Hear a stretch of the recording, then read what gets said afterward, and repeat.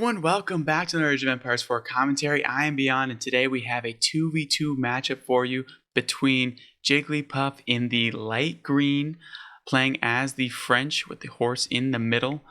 His partner in crime today will be Goatkowski, playing in the blue as the Roos.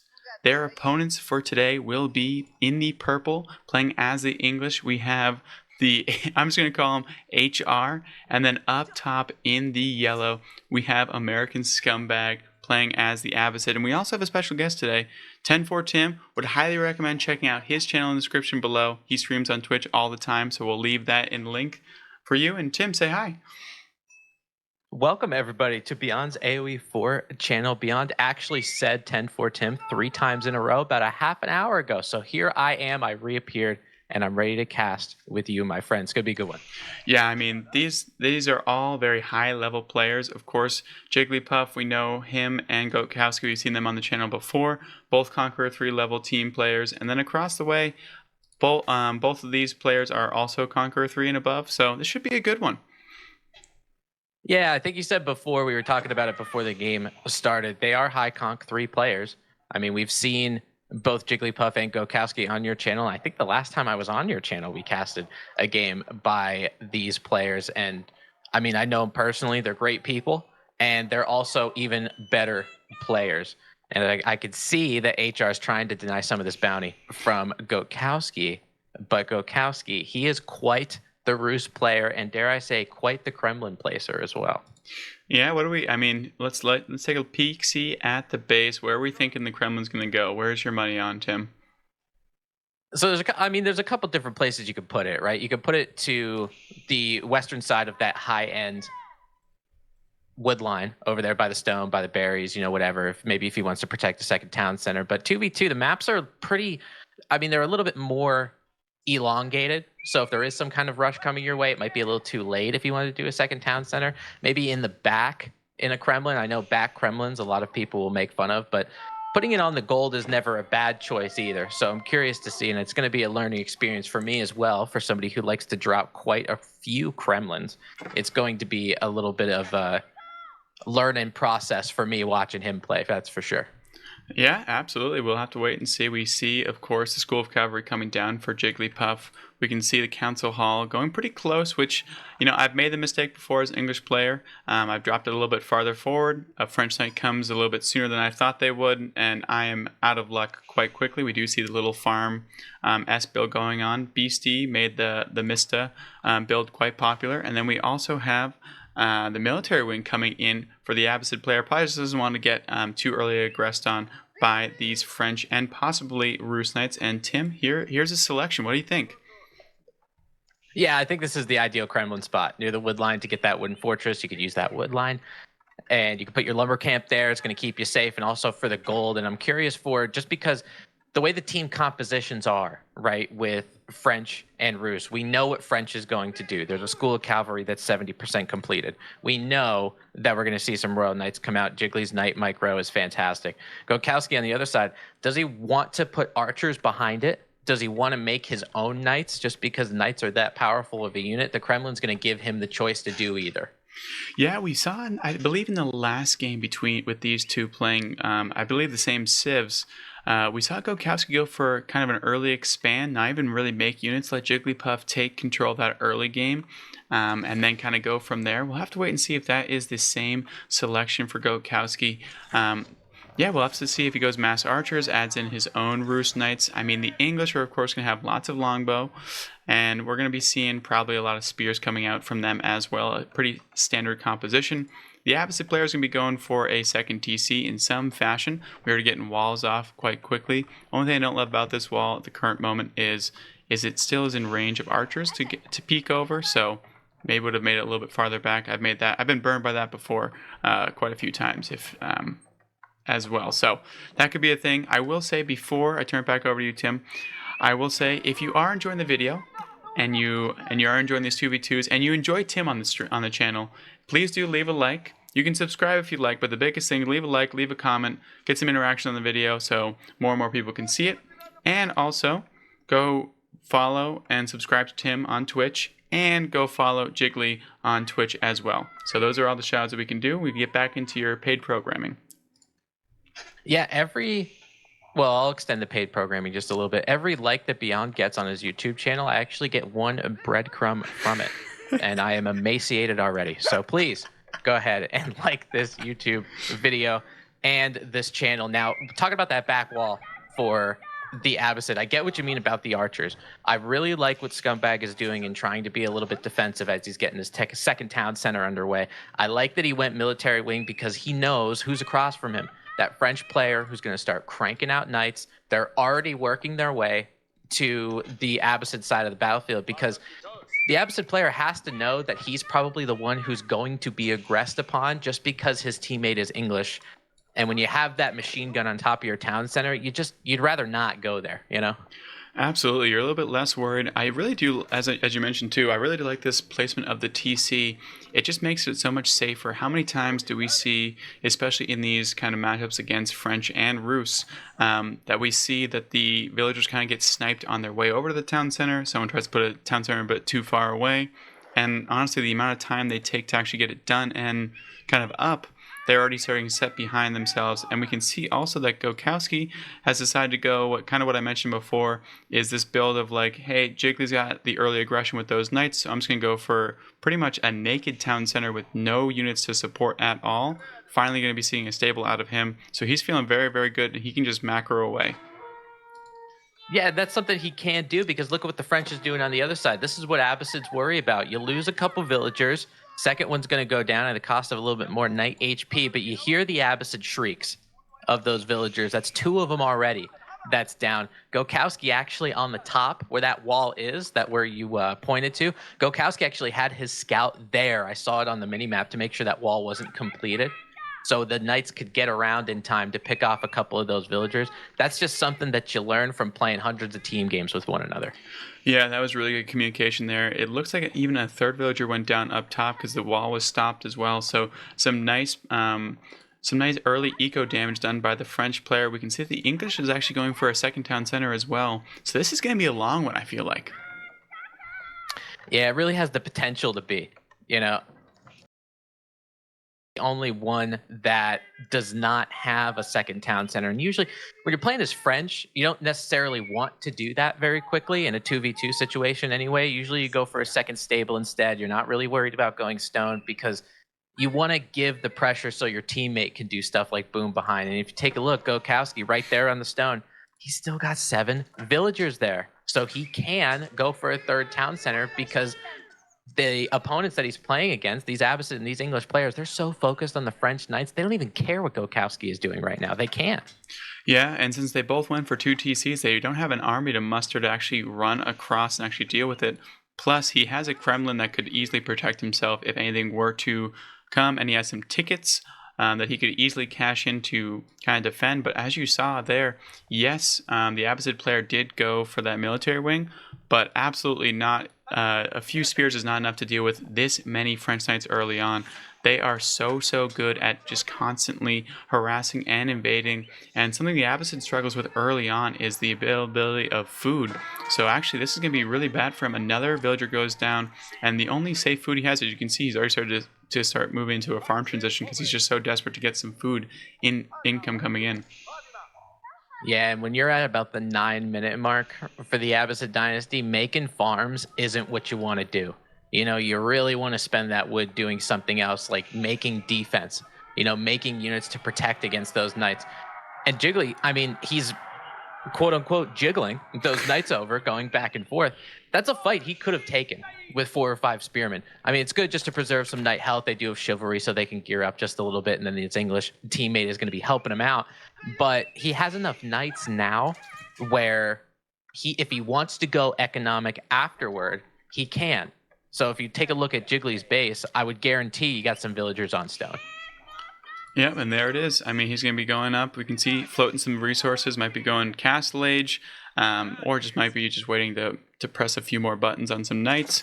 But either way, he's feeling very, very good, and he's done the damage he needed to do. He also, what people don't always consider, especially in team games, is these kind of things are investments, right? Like, not only did he pick off 4 villagers, he's also made this group, this team actually invest a ton into spears, 12 in total, plus the infrastructure to make those. So they're going to be feeling pretty good about where they're at. The opposite player is going for another TC, it looks like. So it's going to be a boom battle, but also some nice early aggression done from Jigglypuff to make it so that he could easily transition into that 2 TC build for himself. I think, yeah, and I think what you talked about with the Abbasid going for a third TC, it feels like they were kind of pigeonholed into doing that, because Jiggly took a decent amount of Abbasid villagers out. He probably feels like his boom isn't that great because, like you said, he had to spend more on military units. So he feels like a third town center is necessary. The one thing I would probably question from the Abbasid is where those spearmen are actually going.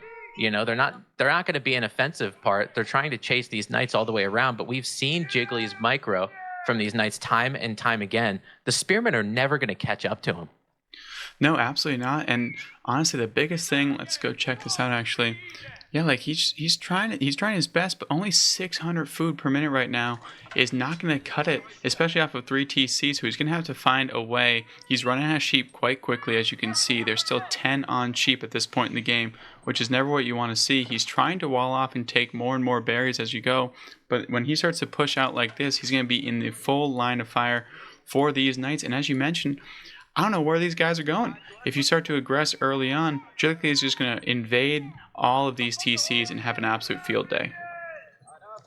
Yeah, and that's one of the things that he's actually really good at. If he sees some sort of army near either his base or his opponent's base, he won't send the knights back. He'll just go in to try to, almost like a base trade of sorts. It's a smaller base trade. It's not a full base trade, but you'll be able to get some villagers because the defense isn't there, because some scumbag, as you can see, the yellow mass that's moving south near the stone mine of where Jiggly is. He's gonna see that. He's gonna be like, you know what?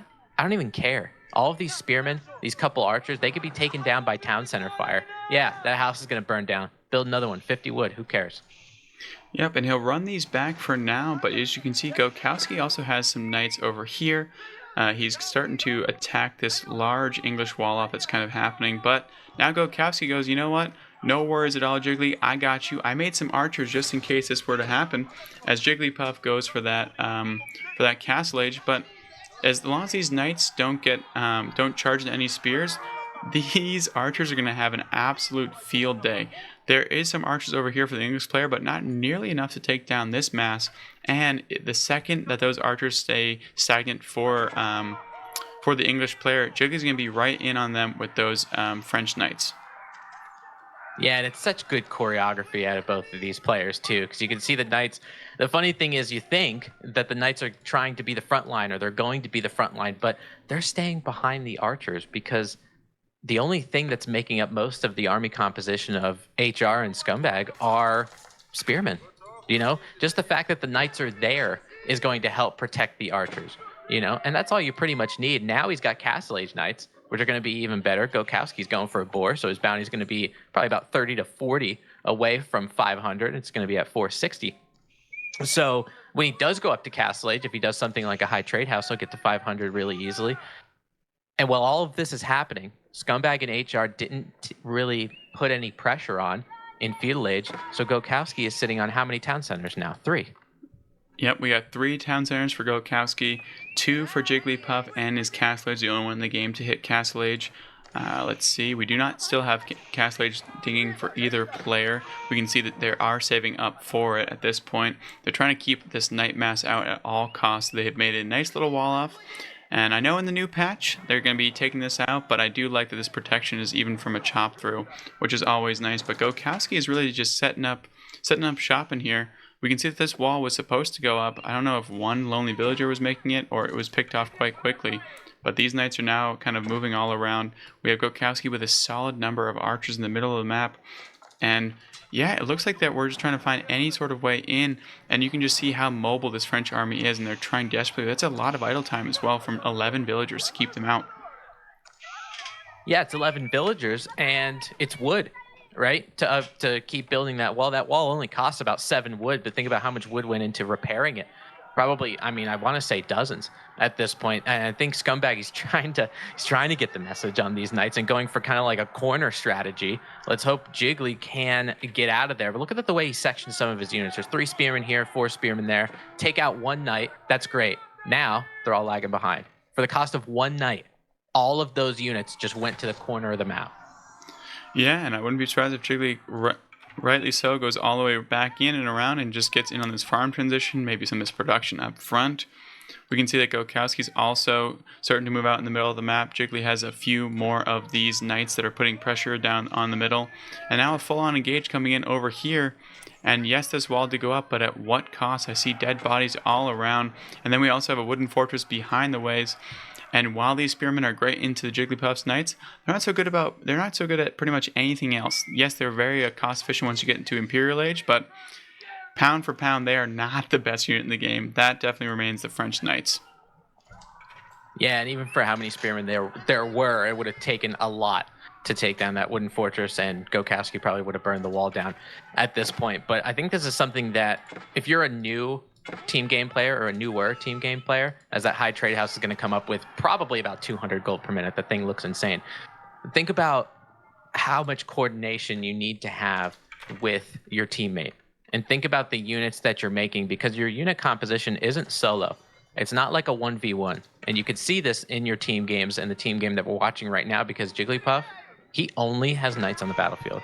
Gokowski might have 2 or 3 knights, but most of them are archers, because all they need to do, if they work together, they're an impenetrable force. Yeah, I mean, we talked about this, I think, last time, and sometimes when we're playing team games, it's just so important for you to focus on one kind of vein, not only because of the good kind of like synergy of the actual composition itself, but remember, like upgrades, all those things, you can just really focus in on just one line, one unit. And for right here, the Abbasid player, yes, he has a bunch of spears. Jiggly has decided, we're just going to engage. We have plenty here. The archers are moving in. The knights are tanking that TC. It's making this super easily. And Jiggly is getting so much damage, and so is Gokowski. English player is going to be coming in, I'm assuming, soon. Here comes his army, but they've really done a ton of damage to this Abbasid player, and now the knights are in on the wood line. And you can see these Castle Age knights, they're not feeling a thing from all of this arrow fire. And now that there's no more archers, now there's no more spearmen, it's just an absolute barbecue in the middle of this Abbasid's base. Yeah, I mean, you're absolutely right with the increased range armor, but do me a favor, click on one of those knights for me. I want to see how much health it has. Oh yeah, that's a pseudo-imperial knight, ladies and gentlemen. That's a Royal Bloodlines Castle Age veteran royal knight with 310 HP. So he can throw them into those feudal age spearmen. Again, Castle Age unit versus feudal age unit, but it's a pseudo-imperial unit versus a feudal age unit. So obviously, with how many spearmen there was never going to be enough for him. Hopefully these longbowmen, they are veteran status. I want to, if you don't mind clicking on one just to see what the upgrades, they do have the +2, so they got 10 damage. Those will do a decent amount of damage to not only the Roos archers, but the knights for Jiggly as well. He doesn't have any kind of archer support, any kind of range support, so he's starting to back up a little bit.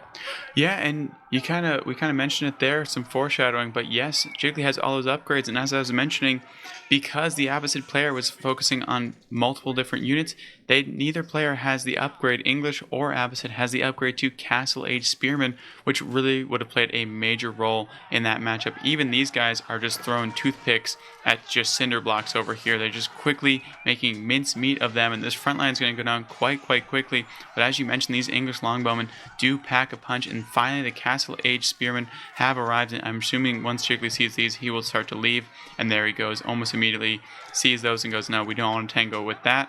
But that was a huge get because they did so much damage to the Abbasid player. So very well done from Jiggly and Gokowski. Yeah, and I think for the English, as you saw some of that English range mass, there are some crossbowmen in there. I see about 4 or 5, but the majority of them are a longbowman. Once you get to a mark of, he's got about 40 ranged units right now. You get to a point where, yeah, you can get a surround on them with things like those knights, but I don't know how much damage they're actually going to do. Now Gokowski going to be adding some reinforcements. Crossbowmen go down very quickly to those archers just because of the attack speed of those archers. So Gokowski, even though he's not on horses, he's got to run over there to make sure Jiggly gets some help. Hopefully he doesn't lose these knights. Yeah, it looks like Jiggly will be able to. Ooh, does not want to probably engage that, but actually decides he goes, you know what? There's enough here. He is going to be losing some, but I think it's just worth the trade at this point because they've done so much damage to this Abbasid player. It's almost just like they smell blood in the water. They're just sharks over here, and you can see these Castle Age archers are just moved in, and they're starting to one tap any villager that's in range, and they're doing even more and more damage. And this is kind of the byproduct of allowing Gokowski to just essentially just macro away, right? He's already Imperial Age, just ding that. We have, as you mentioned, a 260 per minute trade house because it has 96 trees, which is absolutely crazy. He has knights hanging out up front. He has the infrastructure to do the same thing the English has, but he's also been getting involved with using these kind of cheap archers and just throwing them away and trading out for eco advantages. Sorry about that. Slightly cut out for a hot second there, but we are back. And yeah, we have some unreal forces heading towards Jigglypuff's base at this current moment. It will do a lot of damage into these knights, but Gokowski is hard chilling, as I was just mentioning, and has the entire infrastructure to kind of support. But so does the English player, so it should be a good one. Yeah, Gokowski first went to Imperial Age, obviously with 3 TC Roost. It's going to give you the ability to do that. Plus, with the high trade house having 260 gold per minute, it's like getting handed 3 relics. But now, this is the first time we're going to see Jiggly on defense here. Some of his villagers finally getting raided in the 21st minute of the game. And he looks like he's trying to take the battle with the knights. The issue is, look at this pathing. There are so many knights just near that stone outcropping. They don't know where to go, and I think a lot of knights went down because of that. HR had the ability to split up some of his units. So not necessarily about losing villagers in this situation. Maybe he lost 3 or 4. But that was a lot of army value that Jiggly took a hit on. Yeah, it was a lot of knights, and it looks like Gokowski was like, all right, you know what? If you're gonna invade my friend, I'm gonna do the exact same thing to you. And as an English player, the second your outer defenses are breached, it is so hard to gain them back, right? Once you have things just running around in your farm transition, it is brutal. But we do have a Berkshire Palace that's gonna do a pretty decent job at defending any raids. Yeah, the Berkshire is probably, I make no any kind of backlash from this is completely fine, but Berkshire is probably one of my least favorite landmarks just because of the ability for it to fire arrows essentially in a different area code or a different zip code off screen at different things. All right, the Mangonels have fired back, and now we see that Gokowski is moving out with some elite archers, and that's quickly enough to make the English run back because he sees that he does not have those Imperial upgrades, so we'll live to fight another day, which is actually pretty smart by him. We've all made the mistake of kind of dealing with that and then not actually falling back when they're going to take on those Imperial Age units.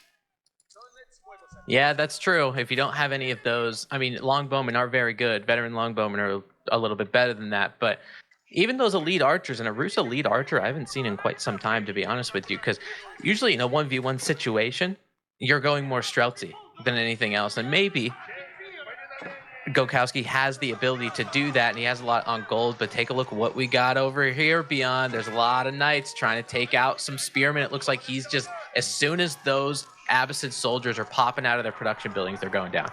Yeah, this Abbasid player has definitely been the kind of the face of the attacks. Looks like though the Abbasid player is responding with trade, which is a fair response.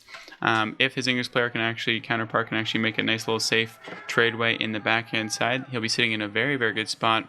But Jiggly has definitely found this Abbasid's number, and if they can get onto this range match with these knights, it's going to be a really nice fight for Gokowski and Jigglypuff, and looks like that is the case. We have a nice surround going on from these knights, and these archers are taking down everything else, and this is a great engage, mopping up this entire Abbasid force.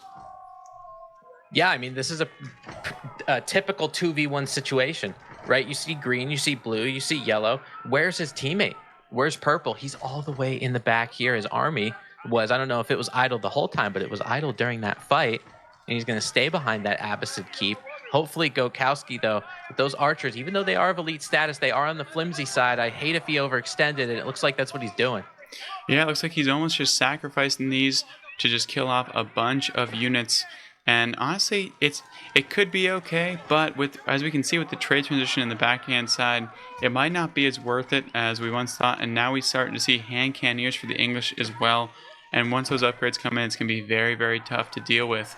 And this is just a lot going down and just absolutely destroying anything in their path. And Gokowski's entire army is completely mopped up, but he has plenty of resources to kind of deal with. And we also see a night raid going down, and the Berkshire Palace is trying to defend, but it's not able to actually handle these Imperial Age knights.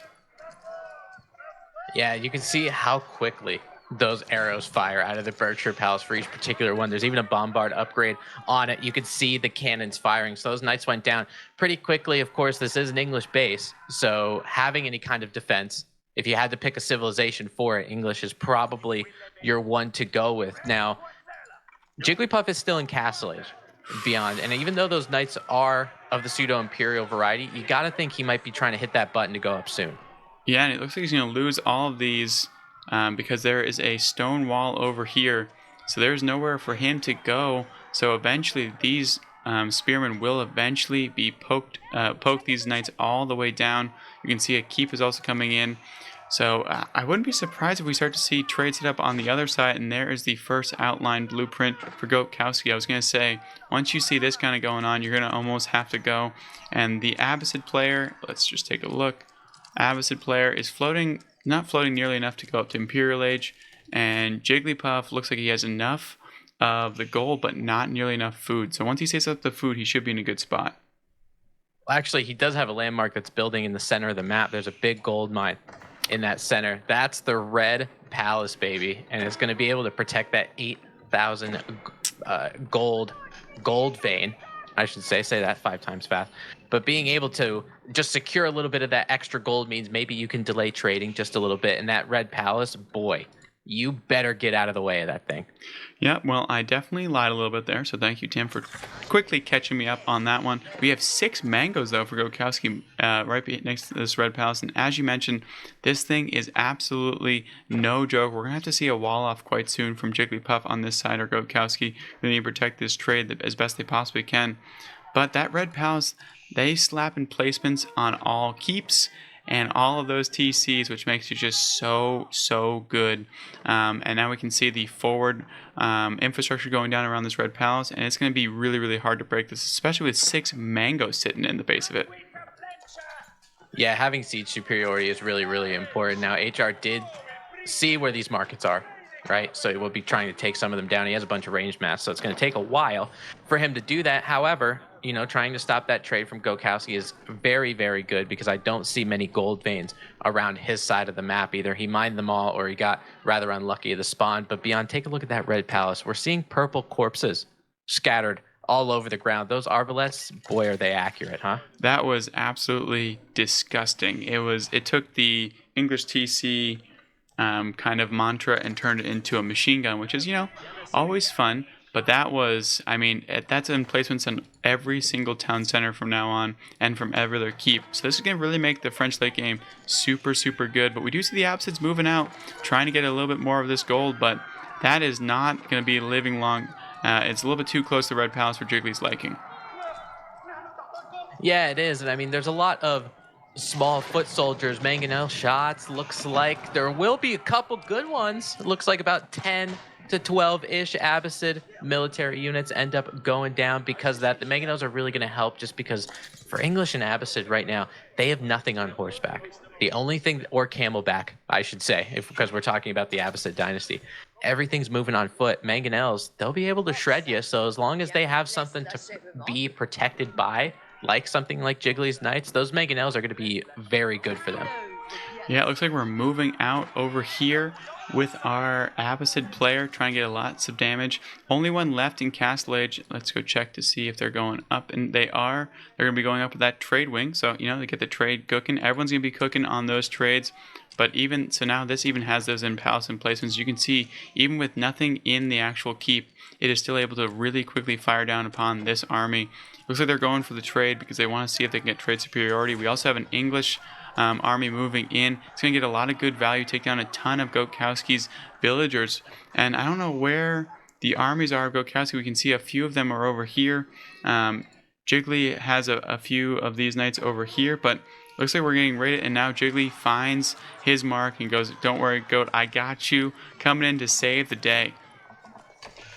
Yeah, that's really going to help, especially because, I mean, there's longbowmen here, but I think a lot of that front line is made up of, there's a decent amount of men-at-arms. There weren't so much in the way of spearmen. So just having that roost keep in the back, too, is really going to help him out. It's a really good mop from Jigglypuff, and it looks like maybe, from looking what I saw on the ground, maybe 6 or 7 knights, so might be able to push the initiative a little bit afterward. And those mango shots continuing to rain a rocky version of hell on all of those. Oh my god, Beyond, that's like 30.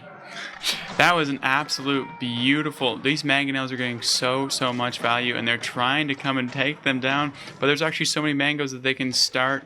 They can take down any of these units running at them. That's how many craters are going into the air, and more mangoes are on the way, and nothing. All right, and these mangoes getting so much value. Now we can move back over here. We can see those English men-at-arms are moving out across the map. And it's just going to be constant raids from both sides. I will say HR and Scumbag over here, they have a nicer setup in terms of defensive wall structure and their trade going on. So they're going to be happy to go into the late game for this. But Jiggly with these Imperial Age French Knights, it's going to be really tough. They're going to be spamming out these. They do take down... This is able to be taken down with tons and tons of rams, and that will probably be on the menu for a good long while, is just rams for days.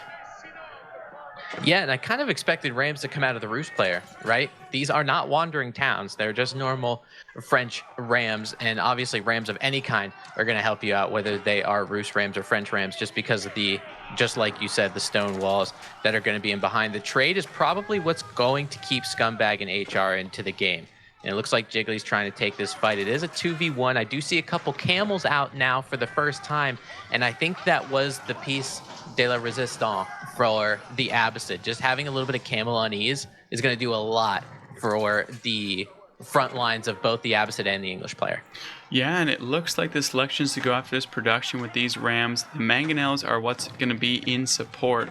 So if this army does step up, they're going to be in for a rude awakening. And here we go. We can see the mangonels are getting into position. 1, 2, 3, 4, 5, 6 are in tow. But it's only going to take one step up from Jigglypuff to let them in onto these, and we can see these Imperial Age men-at-arms are trying to make their way back, but Jigglypuff's Knights are performing a nice front line, making it so no one can actually access this back line. The Camels, though, are definitely going to be able to get back there fully, and I love this colorway of yellow and gold. They're able to take down 2 of the mangonels, and they're moving in a little bit sooner. 1 more goes down, and it looks like the Abbasid player will be able to fend this off. And as you mentioned, that trade line is absolutely cooking right now for this for the yellow and purple player, and they're sitting on so many resources constantly. And I think that's exactly what they want to do. You know, I mean, when you talk about English and you talk about Abbasid, just in a 1v1 situation, we're not even talking teams, but just in a 1v1 situation, they want to have that one choke point to fight through. Because all they can do, just because of the economies that they have in the post-imperial stage, they can just funnel units into a particular choke point, and you just feel like you're beating your head against the wall. Now with all these camels from Scumbag, you saw Jiggly's front line. He tried to protect those mangonels. They got mopped up. Those elite Royal Knights did. Jiggly, just because he's French, he's all in on these Knights. He's got pretty much nothing but stables, so he might just try to brute force his way in. Yeah, he might make a mad dash, because if they can take out a few of these traders, they'll be in an okay spot. But for right now, there's so many on the map. We have 21 here, 10 here, 14 here. We have relics going down. We have keeps to protect them. And we don't see anything out of Jigglypuff or Gokowski just yet. We see a lot of markets, but no transition happening just yet. Yeah, and it looks like they're doing their best to do that, and they're shelling up some of their defenses, especially on the western side. Jiggly going to come back in. Camels following them from west to east. It looks like Jiggly trying to get some villagers around these farm fields, these Abbasid farm fields. Maybe a couple villagers will go down, or he's just trying to steamroll his way right into that trade, and he is going to find some delectable donkeys if he keeps going back there. Could be the best phrase you've said in your entire life, delectable donkeys. We'll put it on a t-shirt as soon as possible. But you can see that you are correct. They made their way, beelined it for that trade, saved this one trader's life graciously. He's a merciful god, if you will. And he's just moving out, looking to find out the most clumping. And there you go. They're going to be constantly charging and then just ripping through this trade line. This is exactly what Jigglypuff and Gokowski needed. They need to take down and trim down this engagement over here. We can see that Jiggly's also has a few knights up front as well, so dealing on the 2 fronts, and he's only taking out a few of them. He's not selecting every single one of them. Just every time they kind of run by, he makes a nice little charge and calls it a day. That was a nice run by Jiggly. Actually, he's going to be going to actually kill off the trade posts themselves, and it's going to be sacrificing a few knights to do this, and that's actually going to be quite huge. That's going to stop all of these donkeys from going back and forth, and he actually might be able to get out again too. Yeah, this was honestly, it was heads up by Jiggly. He waited until the knights were able to charge again in order to try to take down some of these traders, and the neutral trading post is on the opposite side of those markets that he took down. So it's not like, oh, you could just use the neutral trading post instead of your teammate's market. You can't. All of those traders, look at that, they're stuck there. They got goods, they got gold, they got nothing to do with them. So HR has to come back, make new markets, and then get the drop off. It's just that little bit of delay. You know, it might stop production, military production, for maybe 45 seconds, but it could be all you need.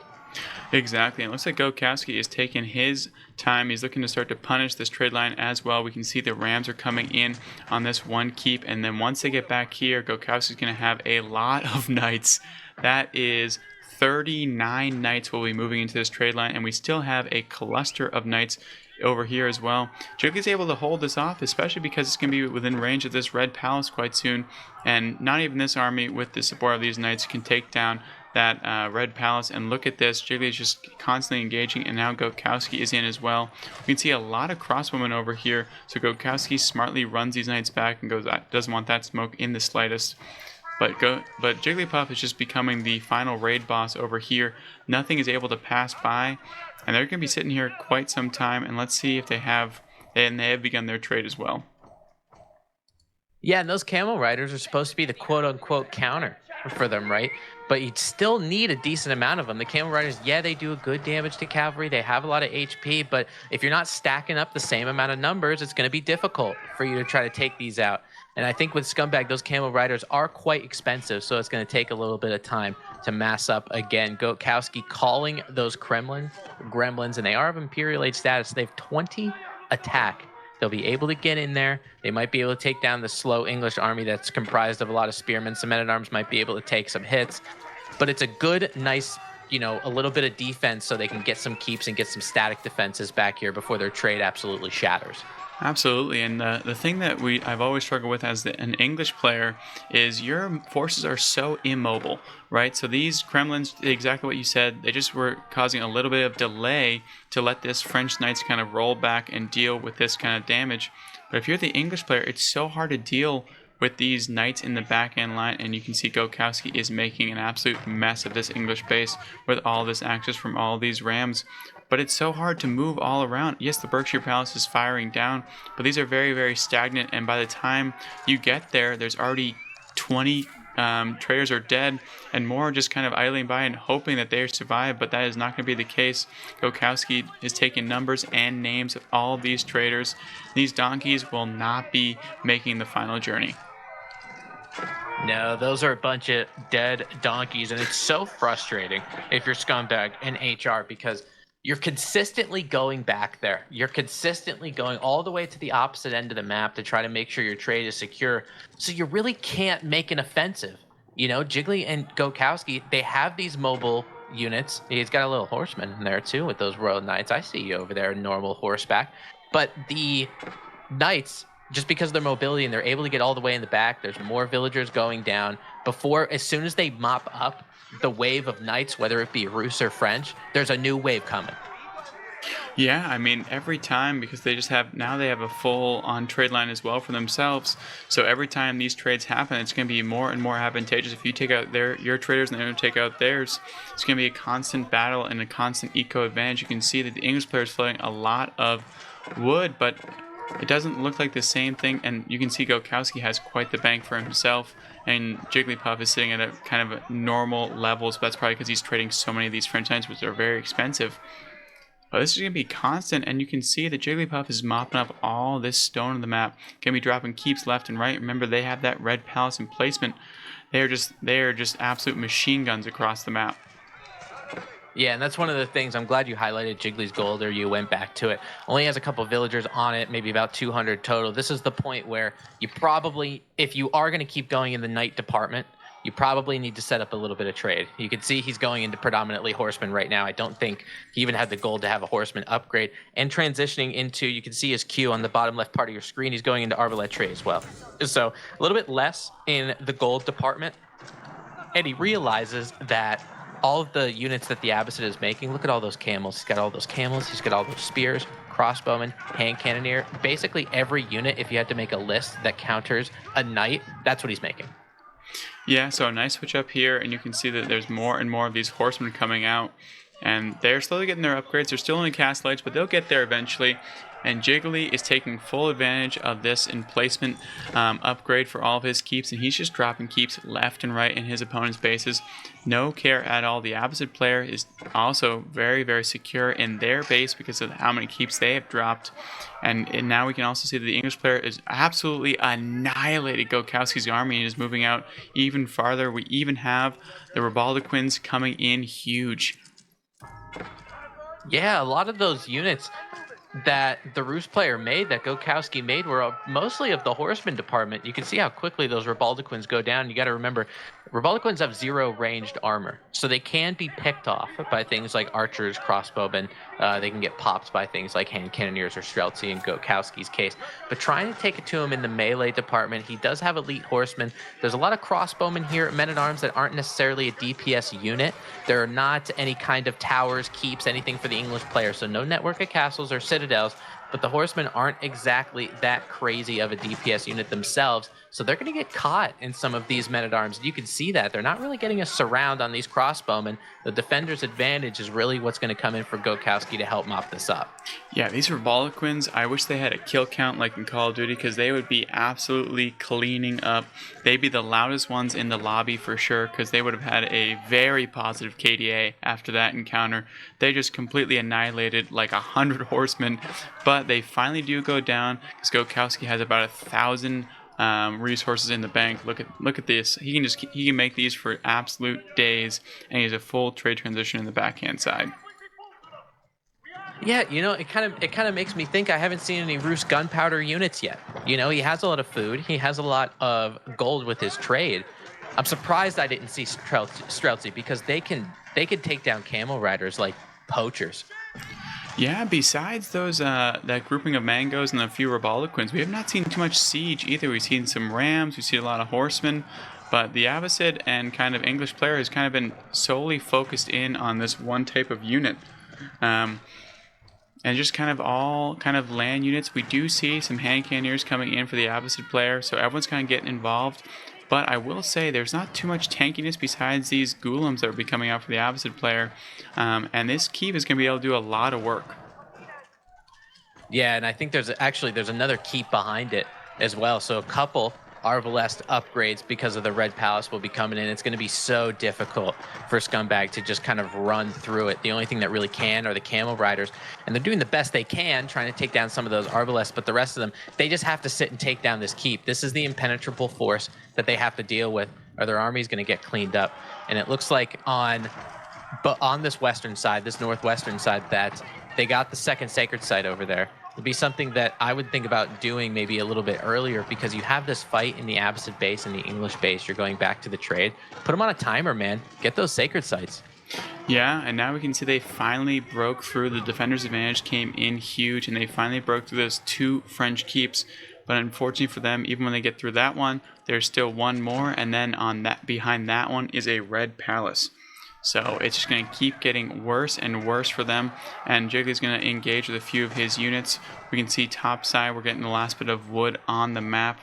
And everyone's going to find their way. We can see, though, the English player has made his way into the trade line and will now click that classic attack move. So now everyone is aware that they have made it that far.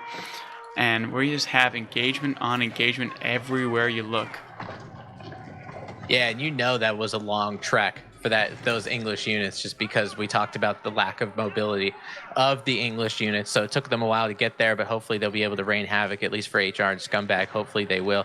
This Abbasid force, I mean, looking at the amount of military compared to the amount of military that Jiggly has, he just has to consistently back up, and for probably the first time in about 20 minutes, we're seeing some actual issue come out of the side of Jigglypuff and Gokowski. I think now that the Abbasid and the English player have kind of broke out a little bit, they're killing some traders, they're killing a lot of horsemen. That was so much food at Gokowski. I mean, I know he has a lot of food already, but that doesn't mean you have to frivolously waste it. Stockpile's important in the post-Imperial age.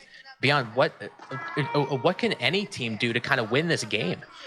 So, I mean, the biggest thing is if you can get in on their trade like we have over here. Those traders are so important, and they extend the game so much. It's incredibly important to deal with those as quickly as you possibly can. We're going to be seeing a lot more rams in Siege, I'm assuming. But the biggest thing you can really do is impact and stop things that they can't replace. So if you can start to get in on these English food, yes, they're going to have a stockpile, but then you can start to trade kind of more advantageously into that, and you'll be doing an okay spot there. And it's just constant harassment. It's the best thing you can possibly do. It's a ton of APM and it's a ton of microing, but the only way to really break through, especially a French player and a Rus player that have a bunch of keeps set up. Yeah, and I think for Gokowski and Jigglypuff too, I think Abbasid has the right idea right now what Scumbag is doing, but trying to get down some of the production. The one scarce resource that's going to be on this map, I mean, obviously stone, just because that's a limited resource, but wood is going to be that. You're highlighting this wood pile right now. That's one of Jiggly's safe wood lines over there on the north. It's kind of close to his hometown center, actually. But you're going to get to a point where that's really scarce because we're going in the 46 to 47 minutes into this game. So even you're talking about going into those English farms, it might be advantageous just to burn them down.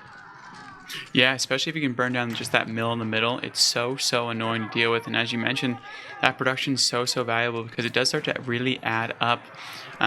Traders can be replaced, but the production is very hard. And also on top of that, if you take out production, you don't have to deal with the defender's advantage nearly as much because then they have less and less things to produce instant units. Even if you have a million resources apiece, if you only have 5 stables, you only have 5 stables.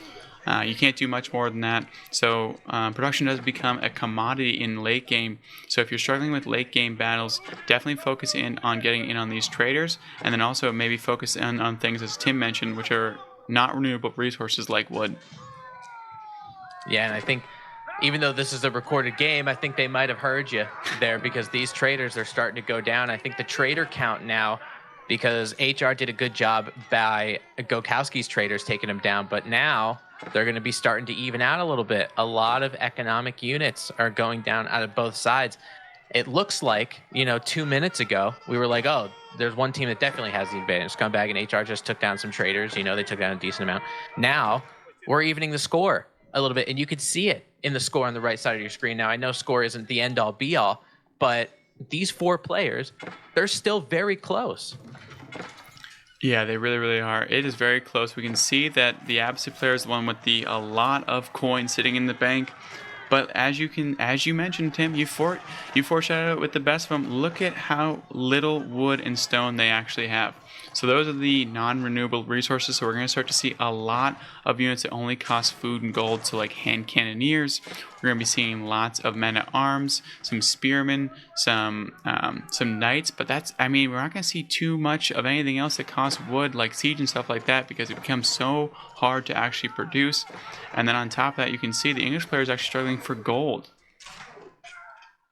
Yeah, that's kind of surprising to me, just because the English player has enclosures as well. They have enclosures and they have traders, and they're still struggling. And most of their units don't really take much in the way of gold. I mean, there's spearmen that take 0. There's men-at-arms that take 20. So you think that they would never have to worry about it, because they don't really use that much anyway. But still, that little bit, they're going to be continuously trying to produce military in the forms of foot soldiers. But we talked about this probably about 15 to 20 minutes ago. There's still a disturbing lack of siege in this game. Yeah, we saw some springholds come out from Gokowski, but that's about it.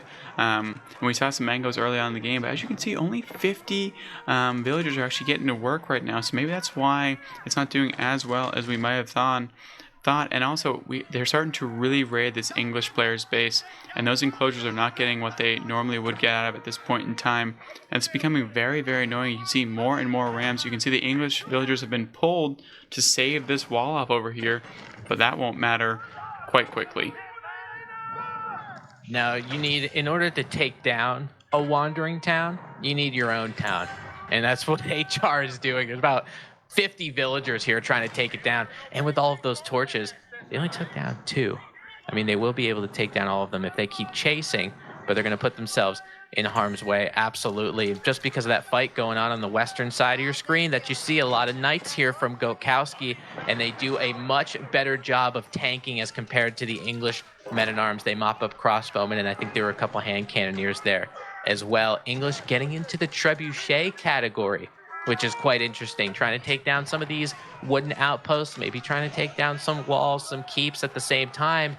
But there isn't really much to stop these knights from getting a good charge on them, and you can see they're trying to do that up north, while on the other side, looks like there's a different 1v1 situation happening. Abbasid trying to get some Vil kills over here, maybe trying to get down some traders. You have a copious amount of hand cannoneers coming from the Abbasid dynasty, using those knights as target practice. They're essentially skeet shooting with them, and these knights are getting cleaned up as soon as they come out of the stable. Absolutely, yeah, this is brutal. That's a critical massive hand cannoneers, and they're doing a lot of damage. The only thing that's saving grace for Jigglypuff at the current moment is that these red pals emplacements on these keeps are really helping take down these Imperial Age units. And even from the TCs, you can see they do so much more damage than normal. A normal TC in this age, it can't do anything. It doesn't protect you at all. But with these extra emplacements, they are able to actually fend off and provide a nice defender bonus. And you can see these hand cannoneers super good at killing off knights, but they are a little bit squishy, so if these keeps do focus them down, that is a lot of valuable units going down. And we do see they have made it to the trade line. They're going to be starting to one-tap some of these traders, but we can see that Gokowski is dealing with the English on the other side and is starting to do a little bit of damage and starting to make his way through. English villagers are actually starting to fight back, which I respect them for that one on that front, but they have no chance in that battle. But this is a great position to be in if you're this many hand cannoneers. This is such a frustrating thing for me to watch, to be honest, because we're 52 minutes into this game. Red Palace going down. That's very bad for Jiggly. I mean, he tried to get that gold, and now that it's mined, what is it actually protecting? Maybe not so much, but he has some forward production here that's going to go down. Trebuchets from the eastern side, the English player, are going to be helping him out.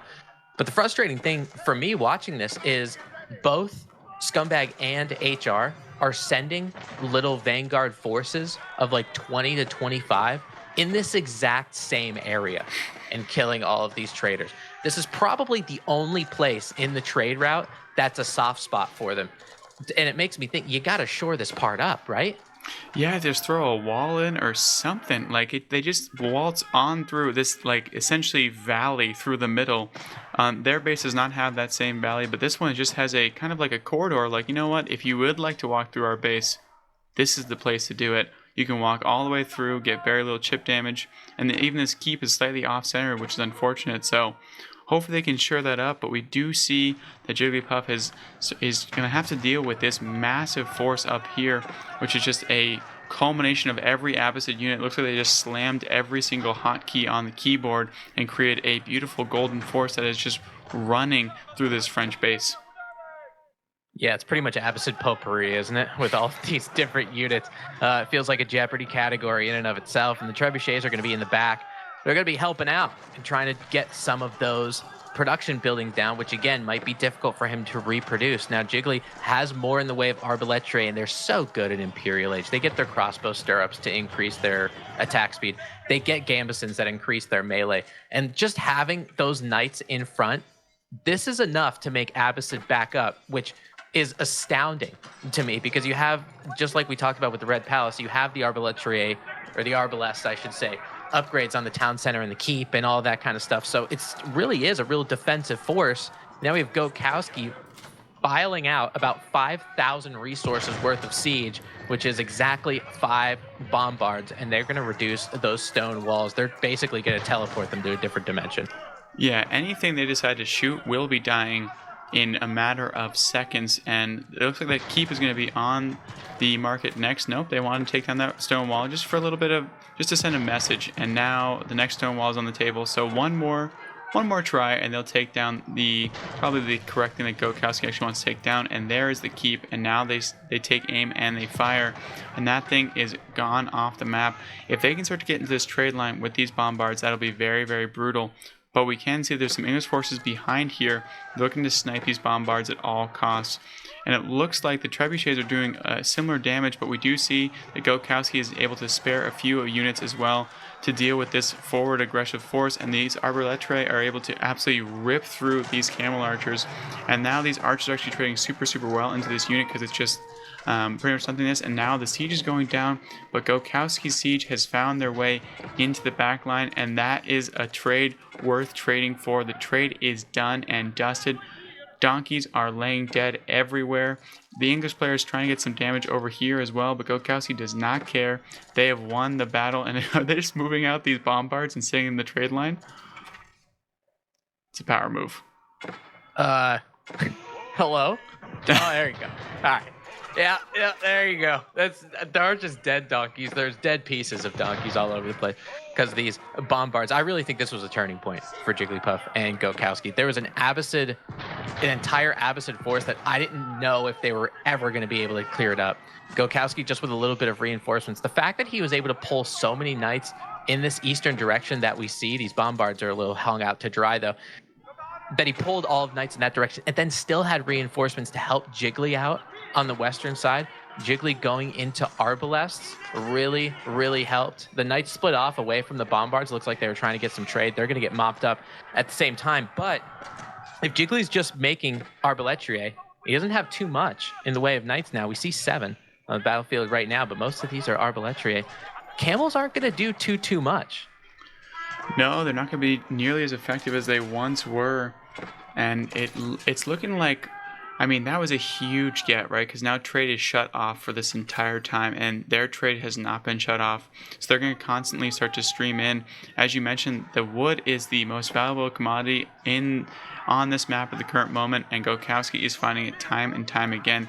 Jiggly is trying his best to just hold off this just absolute golden just forces that are always coming his way. It must be incredibly terrifying to deal with on the battlefield. Unfortunately, it looks like the Red Palace might be going up quite soon.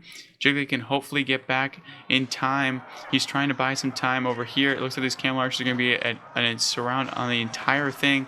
But these Arbaletrier do go up, and the Red Keep is actually completed, so we'll be able to take out a lot more units, and Gokowski is here for the support. We also have Streltsy involved, which are going to be able to make mincemeat of all of this golden camel, and they're going to be running away. And getting that Red Keep up was absolutely huge for that battle. Getting the Red Keep up was important. You're exactly right. And also, having Gokowski, having your teammate helping you out when you're backed into a corner. Those Arbaletrier were completely backed into a corner. They pulled their Pavis shields out because they're like, well, this is the only thing in my backpack. I don't know what else to do. And those Streltsy came in the background and were able to mop up those camels. So this, again, I said that first fight was a turning point, but they're taking good engagements. And in post-Imperial, when you take a good cost-effective engagement time and time again, you're going to win the game. And it looks like now with the Streltsy and the Arbaletrier here, it's going to be difficult for Scumbag to get a comeback. Yeah, and as you mentioned, I mean, it's just one of those things where we haven't seen maybe one or two fights where the English and Abbasid player fight at the same time with the significant forces. Gokowski's always here to help pick up the pieces for Jigglypuff when he needs them. He's also doing a great job at raiding every little bit as well as he possibly can, keeping trade off, and now he has even more knights coming in, but he always has something to spare for his partner, and the same cannot be said for HR and our Abbasid player. They are never really together, even right now. English are like, no, you're on your own. You're good. We don't need to deal with you. And now it looks like they're able to repel yet again. You see what those knights did for Jigglypuff? He had about 10 or 11 knights. He noticed that there were so many camels from Scumbag. He put all of those row knights into the Red Palace to create Arbaletrier shots. That was so heads up. And I understand it's a really small thing, right? But it's so unbelievably heads up for Jigglypuff to do. And now they can be used as a raiding unit. And I think one of the reasons you talked about beyond how purple and yellow, they're not fighting together. You know, they are complementary colors, but they're not complementing each other. The issue is Gokowski is continuously having 2 or 3 knights over here. This time it's more like 10, and taking down traders that are so important, where HR just sends 30 spearmen back here. They're never going to be able to help. They're basically on the next map. Yeah, because every time they get close, they just decide to run away, take down another one. They get in onto this farm transition, which is also very, very brutal. And yeah, he has keeps back here, but these are not French keeps. These are not the keeps that are going to be absolutely dishing damage. They're more just like kind of keeps that exist. And as you mentioned, this English mass is just not very... They're not very impactful because they're so slow. And now Jiggly's able to move in as well. So they're starting to find some cracks in the armor. Yeah, they absolutely are. And it looks like a turtle shell that's been dropped a couple of times. You know, we have cracks in different areas, both on the southeastern side and the northwestern side. And it looks like just peeling off. I mean, we saw this time and time again. Just peeling off 6 or 7 knights makes that much of a difference. These Arbaletre, though, on the western side, near those Abbasid production buildings, they have their V shields out because that's pretty much all they have. But they are going to get mopped up. That's a lot of military units that Jiggly is down that essentially went evaporated. So it's going to be difficult for him to replace them as quickly as you can. And that's one of the things about post-Imperial 2 that I wanted to touch on is maybe it's not necessarily, cost-effective is important, but what's also important is how quickly you can take down an enemy army because you can only produce it so quick. Absolutely, and these villagers, excuse their screams, Tim, they really interrupt you the entire time. But it's an incredibly true point, and this is just getting, all these micro trades are really just starting to come out for advantageous for Jigglypuff and Gokowski, and they're also having a very comfortable. Oh my God! I saw some movement down here. Jesus Figured Christ. I would give it an old click, but Gokowski is not messing around. He's sending mass siege the way of the English player, and that could be the final death blow. What do we have here? What do we have in tow? We have 11 mangonels are inbound. That's not, those spearmen and those couple of crossbow, I don't know what they did in their life, but they don't deserve that. They got stoned to death by it felt like the whole town came out and just started throwing rocks at them. What an unbelievable thing that we were able to watch as we eclipse 1 hour of this game. Jigglypuff trying to come in on the northern side here where Scumbag is calling home, but now with all of these mangonels, the way Gokowski changes his army composition just a little bit every once in a while. You saw he made 40 knights one time. Now there's no knights at all. So it's very difficult because if you're not scouting the area, you're not going to really know what to expect. Mangonels, rock shooting from the high heavens, camel archers and camel riders, anything that has a couple humps on it trying to take down those mangonels, but they're not going to be able to do it. Those spearmen and men-at-arms are quite the flimsy units. I don't know if that was an attack round, but that was beautiful. A lot of those spearmen, men-at-arms ended up going down. No mangonels have been going down yet. It looks like hand cannoneers from either side. They can pop those mangonels. They just can't get close. Maybe there's going to be enough siege. If they get some good shots, this could be game over.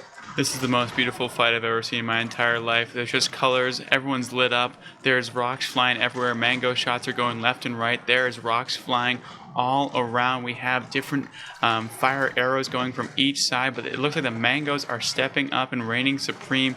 Even though they are going down, they have completely mollywopped the rest of the units. You can see it's an internal grave site for everyone involved. We still have Arbaletre standing tall, and French Knights are still streaming in. 3 mangonels, 4 were actually able to survive that entire encounter, and that is absolutely brutal for the Abbasid and English player. And now they have to deal with this entire force that's going to be reset quite quickly and able to be reproduced almost instantly.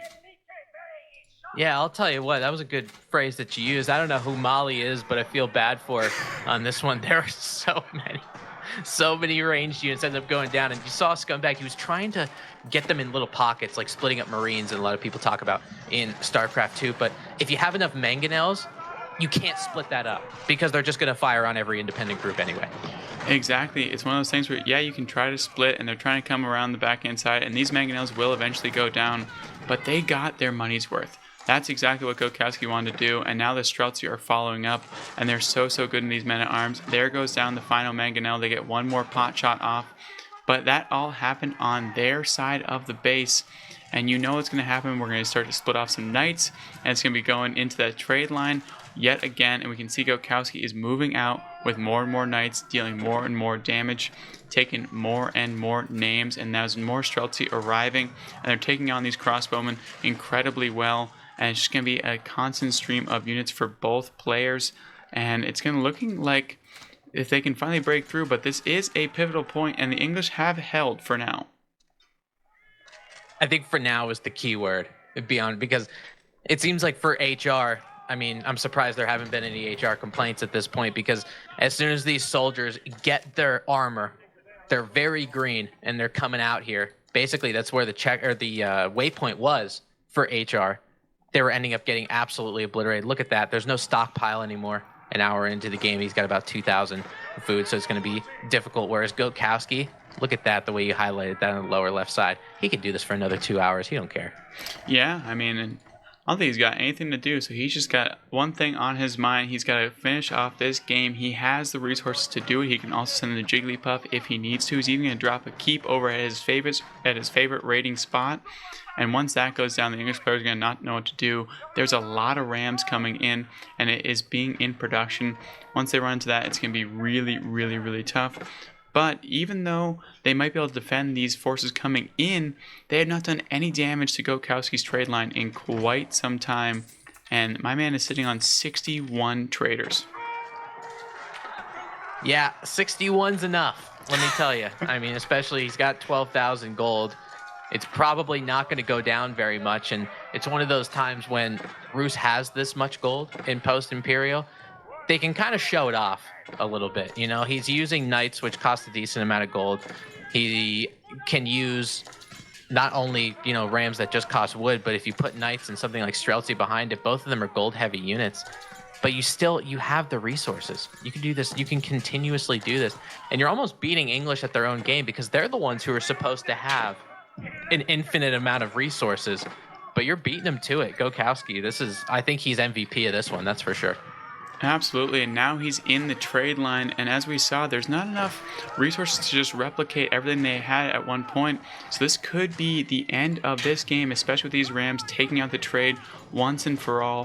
When your trade gets shut off completely and you have no way to actually bring it back, these Rams could be the MVP of the day, them and those bombards, and you can see they're scrambling to get these back and kill them off, but there's no more outlines going up. Right, because now the Rams are also sitting where they should be, and Goatkowski also has Streltsy in the other side. Yep, we're seeing target practice again. None of those traders are going to be able to bring the gold, bring those resources back. HR does surrender. It looks like Scumbag does at just about the same time. No market equals no game. Game goes to Jigglypuff and Goatkowski. What an epic game we just watched. Yeah, that was absolutely incredible. Guys, if you did enjoy that and you did enjoy Tim on the commentary, please do leave a like. Let me know. I'll have him back more and more. Also, please go check him out. He's on Twitch all the time now. He's a wonderful streamer. Mainly plays Roos, a Roos abuser, which we'll forgive. And if you've made it this far, if you do enjoy the commentaries, please do leave a like and subscribe. I'd really appreciate it. And hope you guys have a great night.